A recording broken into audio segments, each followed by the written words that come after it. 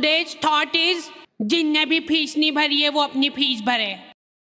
हाँ, हमारे स्कूल में जिन भी बच्चों की फीस नहीं भरी होती थी उनकी सामूहिक बेइज्जती होती थी। और उससे भी ज्यादा दर्द की बात यह है कि वो जो बच्चा थॉट पढ़ रहा है उसने भी फीस नहीं भरी है।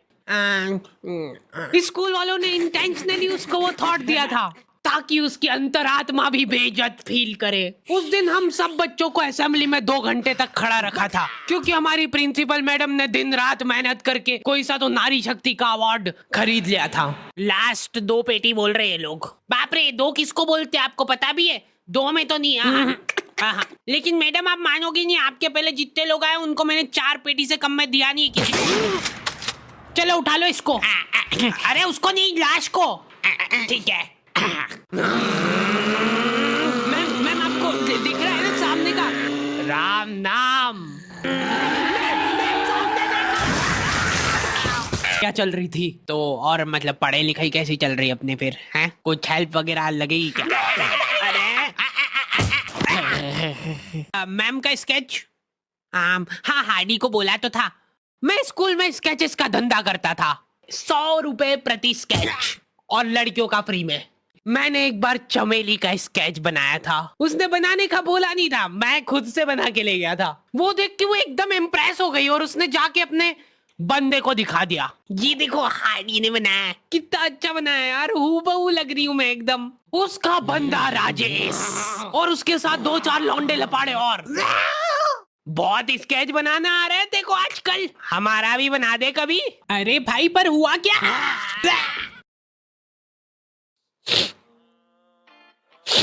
मैं रोते हुए एक ही चीज सोच रहा था कि ऐसा क्या गलत कर दिया यार मैंने।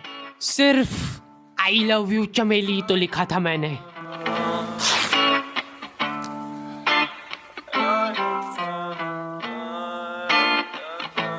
नाम तेरा है ही क्या मुझको तो खबर नहीं, गलतियां ये सारी उन रातों की है, जिंदगी तो चल रही मैं मगर थमा हुआ, शायरी ये सारी मेरी बातों की है। नाम तेरा है ही क्या मुझको तो खबर नहीं, गलतियां ये सारी उन रातों की है, जिंदगी तो चल रही मैं मगर थमा हुआ, शायरी ये सारी मेरी बातों की है। ये क्या बना के लाए हो? मिट्टू लग रहा है एकदम। निकलो। ड्राइंग वाली मैडम ने मेरे को प्रिंसिपल मैडम का स्केच बनाने का बोला था और मैं अपनी जिंदगी का सबसे वाहियात स्केच बना के ले गया क्योंकि फ्री में बनवा रहे थे मेरे से। मैम अब फ्री में तो ऐसा ही मिलेगा। असेंबली ग्राउंड में सारे कैदियों को हाइट वाइज खड़ा करा जाता था और जो भी बच्चा प्रेयर के बीच में आंखें खोलता था या हिला डुली करता था, पसीना पोंछ रहा था वो बेचारा। प्रेयर खत्म होने के बाद हमारे आसपास लाशें पड़ी होती थी। असेंबली से क्लास तक का फासला बहुत कठिन होता था कुछ बच्चों के लिए। ओए रोक, इधर तेल क्यों नहीं डाला? सर वो मेरे घर पे जो कोई भी तेल लगा के नहीं आता था उसको घसीट के काल कोठरी में फेंक देते थे लोग और वहीं पे 25 लीटर वाली सोयाबीन तेल की केन उसके ऊपर ढोल देते थे। सर मैं कल डाल के बेचारे बच्चे फिर भी जैसे तैसे अपने क्लासरूम तक पहुंच रहे हैं और वहां पे टीचर के आते पते ही नहीं है। उनकी अलग मीटिंगें चल रही है ऑफिस में। अच्छा चलो बताओ कि अपन इन बच्चों को और किस तरीके से लूट सकते हैं। मेरे पास एक आइडिया है। देखो अपन क्या है कि एक प्रोजेक्टर लगवाते हैं एक ही क्लास में। कैदी को क्लास में कोई संभालने वाला नहीं होता है तो ये अपने जंगली पने पे उतर ही आते हैं। मैं कह रहा हूँ लोहे की स्केल से बेंचे रगड़ रहे हैं, मिस्त्री फेल हो जाए इनके सामने, ऐसा फिनिशिंग वाला काम करते थे। लेकिन इनके जंगली पने यहीं पे खत्म नहीं हो रहे। 2 लौंडे उठे और उन्होंने उनकी बेंच उठा के खिड़की से बाहर फेंक दी। अब उनको देख के बाकी बच्चे भी क्लास का सारा सामान उठा के खिड़की से बाहर फेंक रहे। और क्यों कर रहे हैं ये सब वो इनको खुद को नहीं पता है। मैम शायद बाहर छोड़ो, इधर ध्यान दो ना आप। तो अपन ये जो प्रोजेक्टर लगवाएंगे इसको अपन नाम देंगे स्मार्ट क्लास और उसकी अपन लेंगे अलग से फीस। ठीक है, पर कभी किसी बच्चे ने नहीं दी तो? अरे भूषण जी, फीस पेरेंट्स देते हैं, बच्चे नहीं। 1 हफ्ते में 1 पीरियड लगता था स्मार्ट क्लास का, जो बच्चों को स्मार्ट बनाने के लिए काफी था। पॉपकॉर्न लाया था ना तू आज? हाँ, खोल टिफिन। मूवी चलेगी अभी, मूवी। ये लोग ऐसे बैठे कि अभी लड़की आके मुजरा करेगी इनके सामने। जिन भी बच्चों ने वो एक्स्ट्रा फीस नहीं भरी होती थी उनको वो 1 पीरियड के लिए क्लास के बाहर जाना पड़ता था। ये सब हरकतों में ही 10-15 मिनट निकल जाते थे। उसके बाद टीचर आके जैसे ही प्रोजेक्टर चालू कर रही है उसकी आधी स्क्रीन जने कहाँ सीलिंग पे ही चढ़ रही है। तो अब उस स्क्रीन को फिक्स करने के लिए एक एक्सपर्ट आदमी को बुलाया जाता है। हाँ सही सोच रहे हो, भूषण।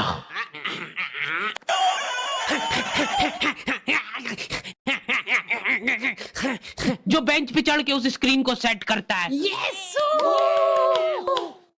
और जैसे ही प्रोजेक्टर चालू होता था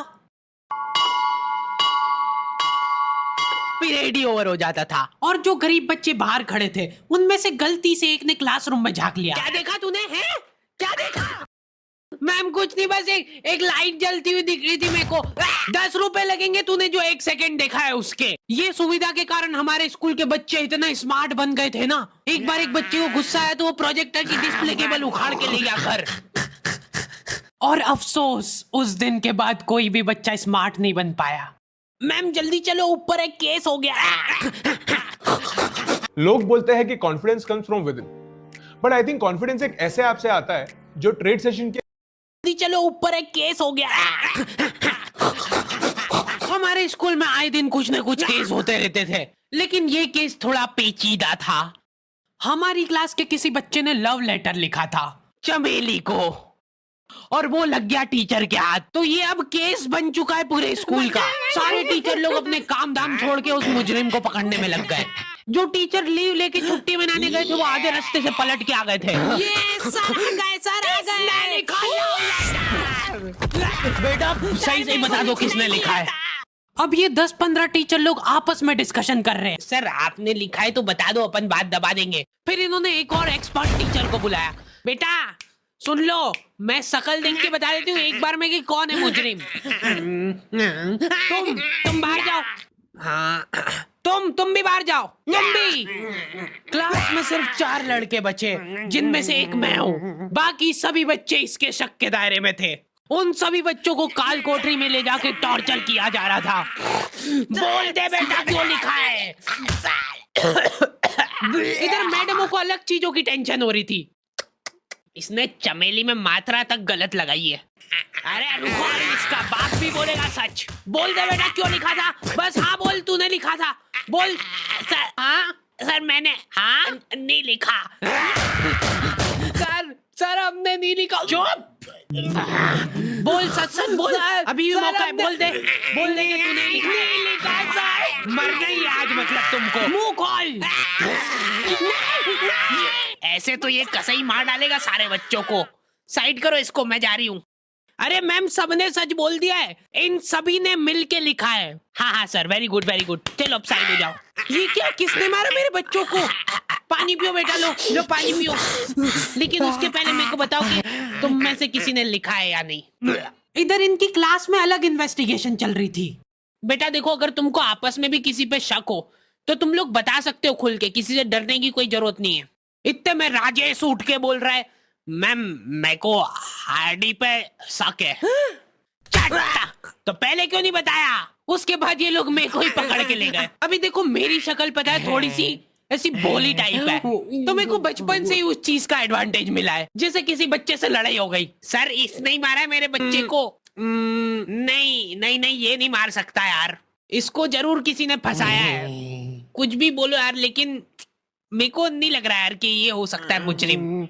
बेटा सच सच बताओ, तुमको किसने फंसाया है? बेटा देखो, अगर किसी ने तुमको फंसाया है तो उसका नाम बताओ।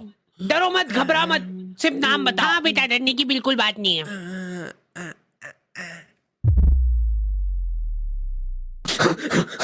राजेश कौन है?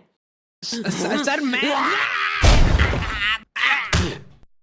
बस उसी दिन राजेश मेरे को आखिरी बार दिखा था, लेकिन वो लव लेटर किसने लिखा था वो आज तक रहस्य ही है। तू लगे सामने खड़ी है तू, लगता जैसे अपने आप से लगी खुली किताब जैसे। मेरी प्यारी चमेली।